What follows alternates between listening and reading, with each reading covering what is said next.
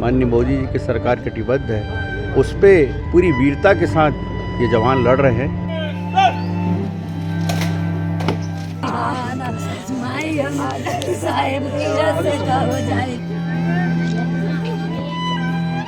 सरकार कर क्या सकती है?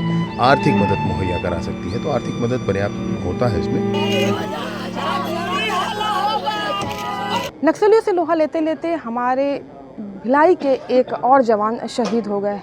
मैं बात कर रही हूँ सेक्टर 2 निवासी राम आशीष यादव की। शहीद राम आशीष यादव कल बीजापुर में उस वक्त शहीद हुए थे जब वो एरिया डोमिनेशन की पार्टी के लिए सर्चिंग में निकले थे, और आज उनका पार्थिव शव यहाँ भिलाई आ चुका है। सेक्टर 2 में उनके निवास पर दर्शन के लिए रखा गया है, अंतिम दर्शन के लिए। और अब जो है यहाँ पर जैसे ही हेलीपैड पर उनका पार्थिव शरीर पहुंचा, आईजी राम गोपाल गर्ग सहित एसपी जितेंद्र शुक्ला और अन्य वरिष्ठ अधिकारियों ने उन्हें कंधा दे करके उन्हें घर तक लेकर के आए, और यहाँ पर अब अंतिम दर्शनों के बाद उनका पार्थिव शव उनके गृह ग्राम बलिया उत्तर प्रदेश के लिए भेजा जाएगा। तो आपको बता दूं कि यहाँ पर जो शहीद आशीष यादव जी हैं, उनका बेटे भी सीएफ में अपनी सेवाएं दे रहे हैं और वे भी छत्तीसगढ़ महतारी की सेवा में लगे हुए हैं। प्रधान आरक्षक शहीद आशीष यादव उस समय शहीद हुए थे जब थाना मृत्यु क्षेत्र के सुरक्षा बल बेजपाल के साथ में वो टीम सर्चिंग के लिए निकले थे। इस दौरान गांडोकलपारा और कुलतुल पारा के बीच में सर्चिंग की जा रही थी, तभी बेजपाल की ओर से 4 नक्सलियों द्वारा लगाए गए प्रेशर बम की चपेट में वे आ गए और जोरदार धमाका हुआ। इसके साथ ही इस घटना में शहीद प्रधान आरक्षक आशीष यादव शहीद हो गए। मैं सबसे पहले शहीद राम आशीष यादव जी को नमन करता हूं, प्रणाम करता हूं, उन्हें अपनी श्रद्धा सुमन अर्पित करता हूं और उनके परिवार को दुख सहने की शक्ति ईश्वर दे, हम सबको भी ईश्वर शक्ति दे। और जिस उद्देश्य के लिए जवान शहीद हो रहे हैं, जिस उद्देश्य के लिए कि छत्तीसगढ़ में शांति व्यवस्था हो, छत्तीसगढ़ के दूरस्थ स्थान में शिक्षा, स्वास्थ्य और अनेक सुविधाएं पहुँचे, जन जन तक सरकार की सुविधाएं पहुँचे, जिस तरह हमारी सरकार विष्णुदेव साय जी की सरकार कटिबद्ध है, माननीय मोदी जी की सरकार कटिबद्ध है, उस पर पूरी वीरता के साथ ये जवान लड़ रहे हैं। मैं उनको नमन करता हूं, प्रणाम करता हूं और उनकी शहीदी बेकार नहीं जाएगी।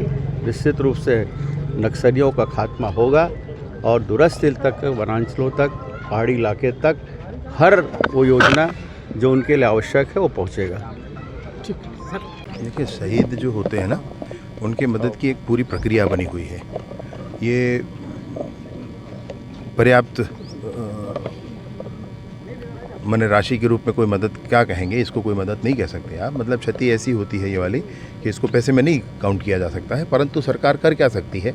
आर्थिक मदद मुहैया करा सकती है, तो आर्थिक मदद पर्याप्त होता है इसमें, ये कोई विषय नहीं है। मसला ये है कि ये जो आईडी लगा देना है, ये बस्तर के गांव-गांव तक विकास को ना पहुंचने देने की उनकी प्रतिबद्धता है और विष्णुदेव सरकार की प्रतिबद्धता है, माननीय केंद्रीय गृह मंत्री जी की ये प्रतिबद्धता है कि बस्तर के गांव-गांव तक विकास तो पहुंचना ही चाहिए ना।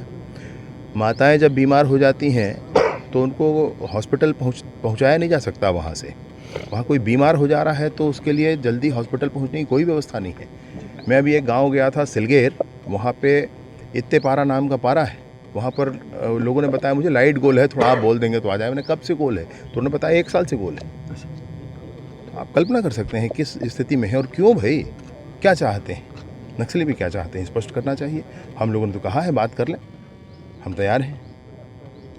तो मुख्यधारा पर आने के लिए हमेशा सरकार उनका चर्चा के लिए स्वागत करती है। मुख्यधारा पे जो आना पाए उनसे बात करने के लिए सरकार तैयार है, परंतु सरकार इस बात के लिए प्रतिबद्ध ही भी है कि बस्तर के कोने कोने तक विकास पहुँचे और इस मार्ग में जो भी अवरोध होंगे चर्चा से, प्रेम से अथवा शक्ति से उसको दूर किया जाएगा। आप लोग शांति वार्ता की बात करते हैं, वो इस तरीके के धमाके करके हमारे जवानों की जान ले रहे हैं, जवाब क्या शांति से जवाब दे पाएंगे? शांति वार्ता की बात तो सदैव समानांतर तौर पर जारी है। मैं आपको बताना चाहूँ, विष्णुदेव जी की सरकार बने भी 10 हफ्ते हुए हैं, पूरे नहीं हुए हैं अभी, और 15 कैंप खोले जा चुके हैं। नियत नीलानार नामक एक योजना लाई गई है। अब ये कैंप पुलिस के कैंप नहीं है, ये विकास के कैंप हैं। इस कैंप की प्रतीक्षा अब गांव वालों को है, इसका कोई विरोध नहीं है। इस कैंप के साथ साथ स्कूल, अस्पताल, आंगनबाड़ी, राशन दुकान, मोबाइल टावर, बिजली, पानी सब कुछ पहुंच रहा है, सिलेंडर, ये सब कुछ अब गांव-गांव पहुंच रहा है। क्या ये योजना से हड़बड़ा गए नक्सली? आप ध्यान दें कि पुअर्ती गांव में अभी कैंप खुला है। पुअर्ती गांव जहां 40 साल बाद तिरंगा लहराया है, से आप कल्पना कर सकते हैं कि किस ताकत के साथ नौजवान हमारे सुरक्षा बल के जवान आगे बढ़ रहे हैं। मैं भी गया था एक गांव में, सुरक्षा बल के जवानों में इतनी ऊर्जा है, इतनी ताकत है, उनसे हाथ मिलाओ तो करंट लगता है। सर 15 साल रमन सिंह जी की सरकार रही, 5 साल भूपेश बघेल की, फिर विष्णुदेव साय की सरकार आ गई है। क्या माने नक्सलवाद पे लगाम क्यों नहीं लगा पा रहे, क्यों ख़त्म नहीं हो पा रहा? लगातार जवान शहीद हो रहे हैं। न सिर्फ जवान शहीद हो रहे हैं, वरन इसमें स्थानीय जो जनता है उनको भी आईडी नहीं पहचानता है कि आप जवान हैं या आप स्थानीय वहाँ की जनता हैं। वो ये भी नहीं पहचानता है कि आप शेर हैं या आप कोई और जानवर हैं, वो भी नहीं पहचानता है। आईडी तो सबको उड़ा देता है। तो ये जो कुछ हो रहा है ये तो दुर्भाग्यपूर्ण है। पूरी ताकत से लड़ेंगे। ये 5 सालों में नक्सलवाद खत्म हो जाएगा या माना जाए? 5 साल नहीं लगेगा। ये रोड़ा हमेशा ही रहेगा क्या ऐसा? इस टाइप का मतलब आज भी एक जवान, उस आपने शांति वार्ता के दौरान भी एक जवान शहीद हुआ। आप जब भी शांति वार्ता कहते हैं नक्सली एक जवान को शहीद करते हैं। मैंने आपको बताया पुअर्ती गांव में 40 साल के बाद झंडा लहराया है आपका, क्या ये कम है? छत्तीसगढ़ के लिए नक्सलवाद एक नासूर बना हुआ है और सरकार का पूरा प्रयास है कि हम नक्सलवाद को यहाँ से जड़ से ख़त्म करें। उसी प्रयास में अभी जो तत्परता से कार्रवाइयाँ हो रही हैं उसके इरिटेशंस में मतलब इस तरह की जो वो लोग कायराना हरकत करते हैं, आईडी लगाना, और आईडी में जैसा अभी गृह मंत्री जी भी बोले, जवानों के शहादत के अलावा भी अभी कुछ दिन पहले ये 2 लड़के और मतलब घायल हुए थे, उनके पैर उड़ गए थे, सामान्य ग्रामीण थे। तो ये बहुत ही कायराना हरकत है जब सामने सामने की लड़ाई की जगह वो लोग पीठ पीछे करके लड़ाई करते हैं, और दुर्भाग्यपूर्ण तो है ही कि हम अपने जवान उसमें खो देते हैं। बट फिर भी पूरी तत्परता से और पूरी बहादुरी से छत्तीसगढ़ पुलिस नक्सलवाद से लड़ रही है और उम्मीद करते हैं कि मतलब जल्दी मतलब इससे हम छुटकारा पा जाएंगे। सर सुकमा में या नांदगांव में ऐसे ऑफिसर में रहे हैं, नक्सली ऐसा वारदात करते कब हैं? दबाव में होते हैं या फिर वो कुछ और करते रहते तब? बेसिकली उनका TCOC का टाइम होता है जो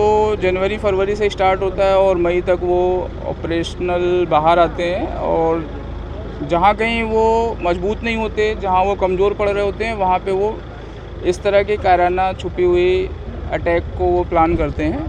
जहाँ वो भारी होते हैं वहाँ वो डायरेक्ट 1-to-1 लड़ने की कोशिश करते हैं। तो वो TCOC का टाइम होता है, जनवरी से लेकर अप्रैल-मई तक चलता है। उसमें ये घटनाएँ वो इसी तरह से करते हैं। जहाँ वो वीक पड़ रहे होते हैं वो तो आईडी का सहारा लेते हैं और चीज़ें ये होती रहती हैं। तो ये बोला जा सकता है कि उनके तरीके में वहाँ पे वो ये कमज़ोर फील कर रहे हैं, इसलिए वो आईडी के सहारे लड़ने की कोशिश कर रहे हैं। भिलाई का बेटा जिस प्रकार से नक्सलियों ने कायराना हरकत करते हुए शहीद किए, उसके लिए नक्सलियों का घोर निंदा करता हूँ मैं। और भिलाई के जो इस बेटे ने शहीद हुआ उसको मैं अपने भारतीय जनता पार्टी की ओर से श्रद्धांजलि अर्पित करता हूँ, विनम्र श्रद्धांजलि अर्पित करता हूँ। ये नक्सलियों द्वारा जिस प्रकार से कायराना हरकत की गई, विकास को रोकने की प्रयास की गई, उस क्षेत्र की विकास नक्सलियों के कारण नहीं हो रही है, उसको रोकने का प्रयास किया गया। लेकिन छत्तीसगढ़ के भारतीय जनता पार्टी की सरकार उनको सबक सिखाएगी, उनकी कायराना हरकत को बर्दाश्त नहीं करेगी। शहीदों की चिताओं पर लगेंगे हर बरस मेले, वतन पे मरने वालों का बाकी यही निशान होगा। जी हाँ, ये आप ये निशान देख रहे हैं उस शहीद के पार्थिव शरीर के जाने के बाद के हैं। ये फूल उनकी शहादत की कहानी बयां कर रहे हैं और यहाँ से पूरा परिवार अब जा चुका है उत्तर प्रदेश बलिया के लिए रवाना हो चुका है।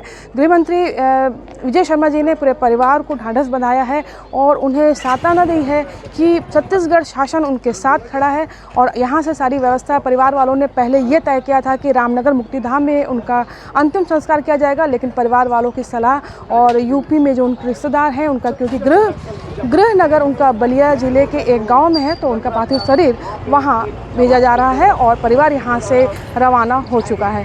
कोमल धनेसर, IBC 24 भिलाई।